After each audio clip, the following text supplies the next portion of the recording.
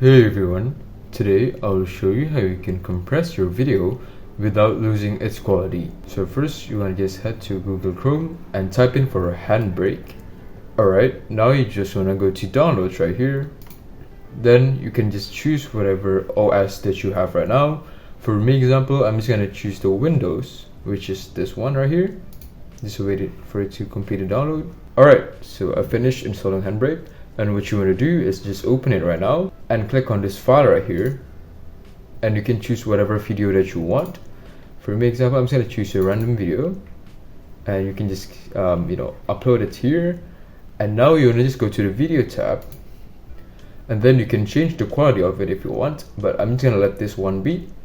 And then you can just configure a path by clicking browse right here. Let's just say I'm going to make it on desktop. Click save. And now you can just click on start encode. As you can see, it is encoding right now, and you can just wait. Alright, so it has finished, and now you can just open it by going to the desktop folder right here. And then as you can see, here is the video. And as you can see, the quality is still the same. If you guys have any questions, you can just leave down in the comments below, and I'll try to answer all of it. Thanks for watching.